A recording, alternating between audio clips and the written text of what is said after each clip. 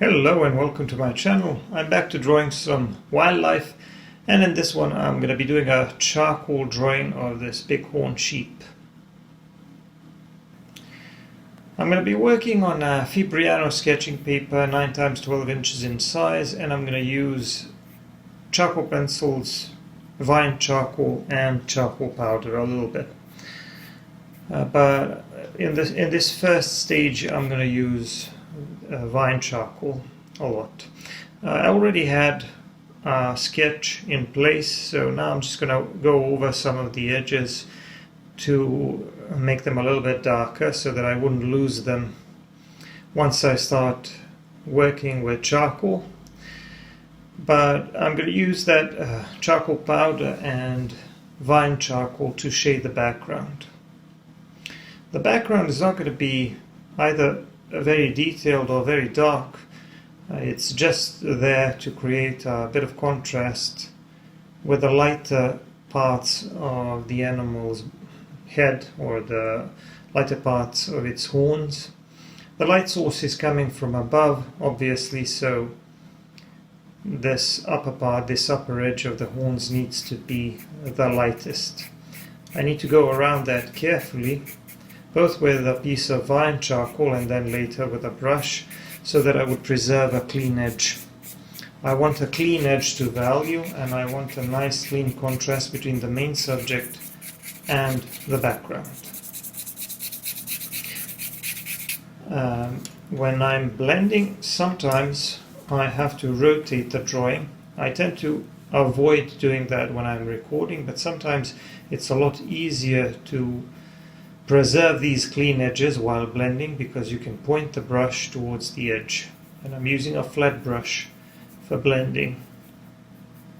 So this way I'm not going over the edge, and I'm making sure that the area that's supposed to remain white stays white. Not that I can't erase, I can always erase, but if I don't have to erase and if I can keep it clean, why shouldn't I? Because that way I can be sure that it's going to be completely white for those brightest areas where I need to create a lot of contrast. Anyway, I blended the background using a combination of brushes and a paper towel, and now that's pretty much all that I wanted to do with the background. I'm cleaning up the edges of the horns, and now I'm going to start working on one of the horns. I'm first going to shade it a little bit so that the upper part remains lighter and the bottom part, which is closer to the head, closer to the skull, is darker. That's because the upper part is more exposed to the light source. Now, in addition to this, I'm also going to add a few details with a charcoal pencil. The reference will be in the description as usual, and if you look at it you will see that the horns have a texture of their own. It's like they have these rings around them, or small lines or furrows, and in order to draw these, first I have to work with a charcoal pencil and then with a pencil eraser. I'll get to that later. Right now I'm doing a little bit more of the background here on the left side, where I still need to create contrast between the left side of the head and the background. The light source, like I said, is coming from above, but it's coming more from the left side, which means that all of the surfaces which are to the right or which are facing away from that light source will be darker, and all of the surfaces which are facing to the left are going to be lighter. Anyway, I'm doing a little bit more work on the texture of these horns, and now finally I'm doing some erasing using a Kohinoor pencil eraser. This is a very convenient tool because you can use it like a pencil, but it's basically an eraser that can be sharpened, and you can see how I can draw these thin lines with it. And I'm just going in between the darker lines and drawing these lighter lines to make those furrows or those small shapes in the horns a bit more three-dimensional. Because you have the raised part, which is lighter, and you have the shadow part in between them, which is darker, which is hidden away from the light source, I suppose. So that way I can make the appearance of those horns a bit more realistic. And I also did some random marks with an eraser just to make the texture of the horns look a bit more random and irregular. I don't want it to look like parallel lines. I don't want it to look too regular and too clean, because it would appear artificial. So I want it to look like horns. Anyway, we can see the tip of that horn on the other side here to the left of the nose area. Here I'm working around it, making sure that the background is dark enough before I pull those lighter details around the edges. Because, as always, I'm trying to create a clean edge to value. Not as always, but as is often the case when I'm going around the edges of the main subject, I need a clean edge between the main subject and the background. So now I'm going to do a little bit more work with a pencil. Now I'm using Master's Touch woodless charcoal pencils, and I'm using two grades, medium and soft. For the most part I will use a medium charcoal pencil, but for some of the darkest bits here and there, for some of the deepest shadow areas, I will just add a touch of soft charcoal pencil. And you might want to use your lightest lights and your darkest darks sparingly, because that way it's more effective. I'm going to use a soft charcoal pencil for this nostril area because that's pretty dark. And I just got to be careful about the shape.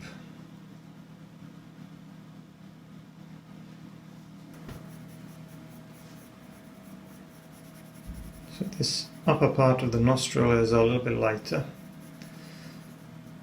And then also the mouth, I gotta draw that with a pencil as well, with a charcoal pencil, because it's darker and it requires precision. Now vine charcoal is usually used for shading larger areas, not so much for smaller details, even though it can be used for such a purpose, because you can actually sharpen vine charcoal sticks. And now I'm shading the rest of the background here at the bottom using a combination of vine charcoal and charcoal powder. Anyway, for the details it's better to use charcoal pencils most of the time, because you can sharpen them to a fine tip and you can draw these finer lines and cleaner edges. But the thing is that charcoal pencils, even the medium ones, are quite a bit darker than vine charcoal. Because vine charcoal, when you start blending it, it becomes a lot lighter because it doesn't really stick to the surface of the paper. You can move it around easily. The charcoal pencils, they are made of compressed charcoal, and they tend to, there's probably some kind of binder in them, they tend to stick to the surface of the paper a bit more. So when you make a mark with a charcoal pencil, that mark is a little bit more permanent. I think it's a bit more difficult to spoil or move when using blending tools, and it's also a little bit more difficult to erase. So that's another thing to keep in mind. So if you want to shade larger areas and be able to modify them easily and to be able to manipulate the amount of value, it's better to do that with vine charcoal. But I just think that you have to use both. I had a phase where I worked only with charcoal pencils, but I think that once I started implementing a little bit more of the vine charcoal, drawing got a little bit easier and a bit faster for me, and it was easier for me to shade larger areas and to shade them more smoothly, make better gradients between areas of lighter and darker value. Because like I said, fine charcoal is easier to manipulate. Now pay attention to what I'm doing with these horns. I decided to shade the larger shadow area first, so often it's a better idea to establish the larger contrasts first and then work on the details. I will sometimes break that rule. I will sometimes start with a detail and then move on to shading larger areas. But here I decided to establish the contrast between the shadow side of that horn and the light side of the horn, which is the top side obviously. And once I shaded that with a combination of pencils and vine charcoal, I blended that with a brush. And even the lightest area at the top can't be completely white, maybe just the very edge, but I'll get to that once I start working with a pencil eraser. Here at the bottom we're going to have some darker values because that's part of the horns, which is facing away from the light source. And now I'm drawing these horizontal shapes, these lines or furrows going across the shape of the horn. These are three-dimensional shapes. I call them furrows. They remind me of the rings on a tree stump because you can see how old the tree is, and these similarly form as the horns grow out. Now, in order to make these look three-dimensional, first I draw these lines, and these are the shadow areas between them. And then once I blend them and soften them a little bit, I just go in between them with a pencil eraser and draw the lighter part in the middle, which makes it kind of raised above the shadow areas, and it makes it look more three-dimensional, like it's popping out a little bit. So now I'm softening that a bit with Tortillon, and also making some lighter marks with the Tortillon as well. I can use a Tortillon as a drawing tool when I want to make marks that are a little bit lighter or a little bit blurrier. So in those cases where I don't really feel like using a pencil, I can use a Tortillon, which has already picked up a little bit of charcoal. Here in the forehead area, the fur will be very light because it's catching light from above. So I need to make sure that I don't put down too much charcoal there, and I also want to create contrast between the horns and that lighter hair at the top of the head. Now I'm drawing those lighter marks with an eraser, and I'm drawing them in such a way that they resemble short hair. I'm just going to make the horns a little bit darker around it to create that contrast. And I'm also going to make the horns here at the top a little bit lighter so that the shape of the horns stands out against the background. Now I'm going to draw the eye. The eye was a little bit tricky for me because I couldn't really make out the proper shape. From my reference, it was a little bit too dark, or maybe it appeared dark when I was looking at it, because I normally have my reference on my iPad on the same desk where I record the drawings. But I did my best to capture the shape that I saw, and it doesn't have to be anatomically perfect. It just has to be close, or close enough so that it resembles the animal in question. Anyway, drawing the ear now. First the darker bits, the opening of the ear and the edge, and then shading the rest of it. I'm going to do a little bit more blending here using a combination of a brush and a Tortillon, and then just making some indications where some of the other darker areas are. Here I'm going to start drawing that shorter fur on the nose area, or rather above the nose area. And here the fur will be lighter also because it's facing the light source. Like I said, the light source is coming from above, but also more from the left, which means that everything to the right is a little bit darker. So this left side of the head is lighter. It's facing the light source. So I have to shade it gently, and I will do some erasing a bit later. But first I will lay down the texture that kind of looks like short fur. To do that, I have to pay attention to the length of the fur and the direction of the fur, and I have to pull my strokes in the direction in which the fur grows, and I have to pay attention that or make sure that the length of my strokes matches the length of the fur on that particular part of the body that I'm working on, because in different parts of the body the length of the hair will vary. Somewhere it will be a little bit longer, in other places it will be a little bit shorter. On the head it's usually a bit shorter, especially around the eyes and the nose and the mouth area.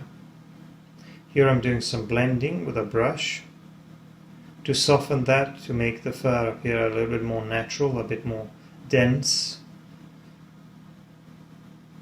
and making sure that some parts of it are a little bit darker than others. So once I have that in place, I will add a touch of soft charcoal pencil for some of the darker areas. Once I have that in place, I start working with a pencil eraser again, and I'm pulling lighter marks. Now I'm drawing lighter fur, which is catching light from that light source, and you can see how much contrast I'm creating. I'm creating those lighter hairs, and I don't want to draw all of them in the same direction. I want to vary the direction and the angle at least a little bit so that it looks a bit more natural and a bit more random. I want to have some of them overlapping and kind of growing every which way. But like I said, this left side of the head here, or left side of the portrait, needs to be a bit lighter because of the light source. Now there are some darker areas here and there, which I will do either with by adding a little bit more value with a medium charcoal pencil, or even a touch of soft charcoal pencil where needed, just to establish that contrast. This area around the nose and the mouth is covered with lighter fur, so I'm going to try to keep that lighter. I skipped over a part of the footage here because it was a little bit blurry, but here I'm just adding some wrinkles around the nose and the jaw area. This lower jaw area is a little bit darker because it's in the shadow, it's facing away from the light source, but there are some lighter parts here which I'm trying to erase, which I'm trying to make them lighter by erasing, again by making short marks to create indications of short fur. But like I said, it's important to stay consistent with the light source. It's coming from above, so the upper jaw area and the nose area is going to be lighter than the lower jaw area and the part of the jaw and the neck which is facing down and away from the light source. Doing some more work here on the cheek area, adding a little bit more value and a little bit more texture. This needs to be a bit darker, obviously, because it's partly in the shadow, especially the lower part. And just adding a few more marks to enhance the appearance of the texture of the fur, but also adding a few touches of the soft charcoal pencil where needed for those darkest shadow areas. And then I'm going to do some work with a pencil eraser here, even in this shadow area. I'm going to pull some lighter marks, but these can't be as light as the ones on the light side of the head.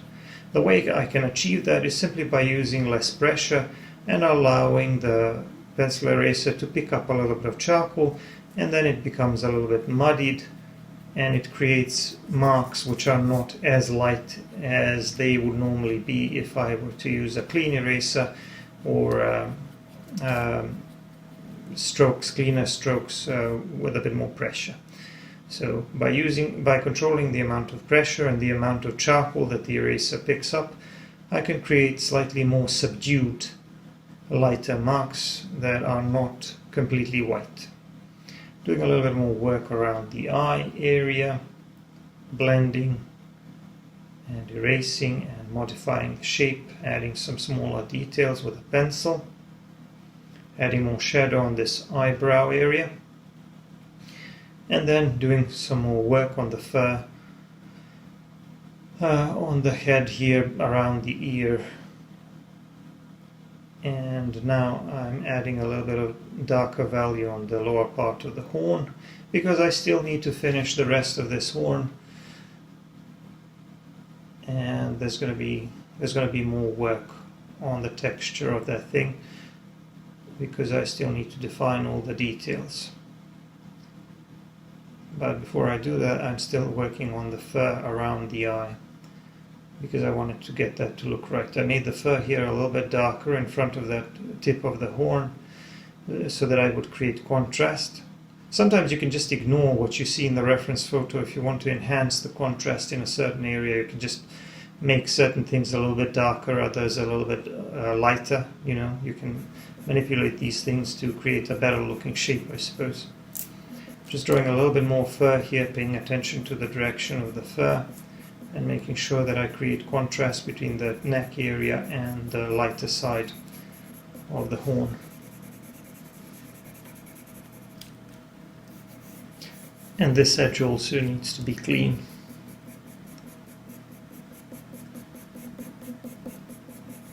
The edge between the horn and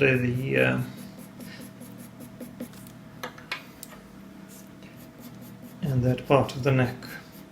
There's a little bit of shadow here behind the ear, so I'm using some soft charcoal there and then blending with a brush. So I think this is dark enough. Now I'm cleaning up the tip of the other horn here, making sure that that too has a clean edge. And then I'm just going to add a little more value, a little bit more shadow at the bottom, and define that contrast between the light side and the shadow side of the horn. And then I'm going to continue working on the texture of it, adding these lines or furrows. First with a dark line, using for the most part a medium charcoal pencil, just following the shape of the horn, making sure that these lines are bending in the proper direction, and then blending them to soften them a little bit so that they don't look like a bunch of lines. A bit more shadow here and there in those areas which are facing away from the light source, and then a little bit more work with a pencil eraser, because that's very important. I've already done that on the other horn, going between those darker lines, creating some lighter details so that these individual furrows or rings, whatever they are, would stand out as three-dimensional shapes. This part of the ring, this part of the horn, sketching a little bit more light. It's kind of protruding, that tip of the horn there, and it's going to be a little bit lighter than the rest of the shape. Now some of these lines, from what I can see in the reference, are a little bit curved, or not exactly curved, but kind of wiggly. I'm trying to wiggle my hand a little bit, but it's a little bit difficult to achieve the same effect with a pencil eraser, because I'm not really getting very clean marks. So I'm going to do the best that I can to imitate the appearance of that horn, but obviously I can't get it to look exactly as it is in the reference.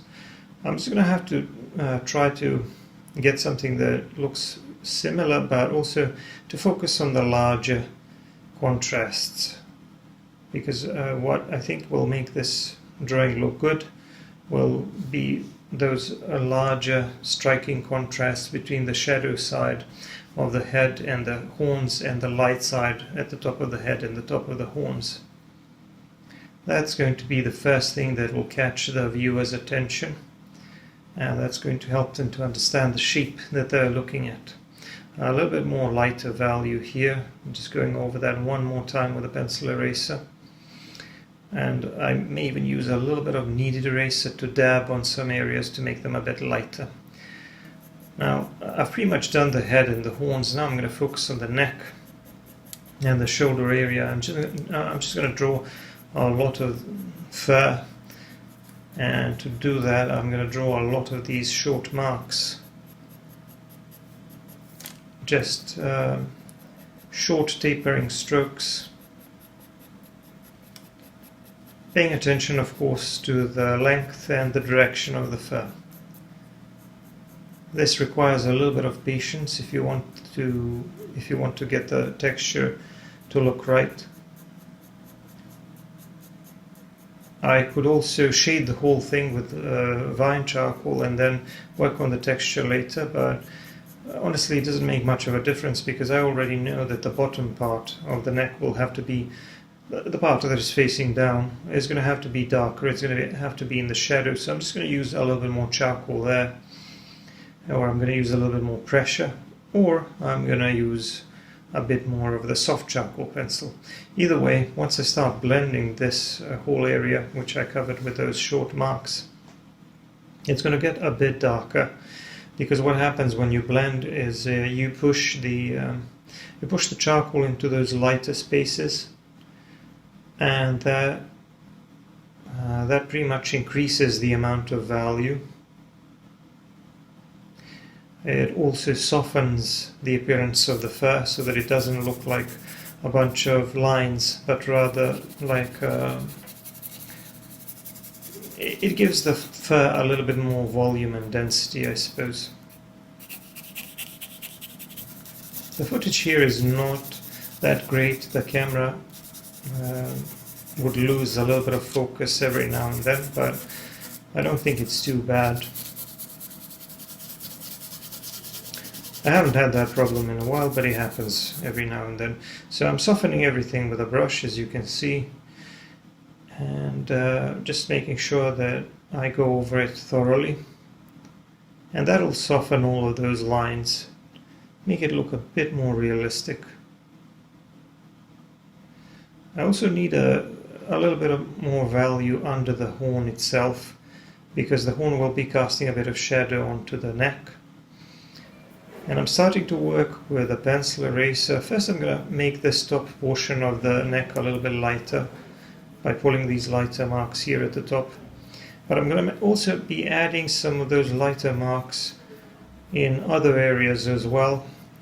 Not necessarily to make them look lighter, but to make the texture of the fur a bit more interesting and a bit more irregular. So you can see that I'm varying the direction ever so slightly. I'm trying to make it look like some of these lighter hairs are sticking out and are kind of pointing every which way, so that they are not completely parallel to the darker marks that I made previously.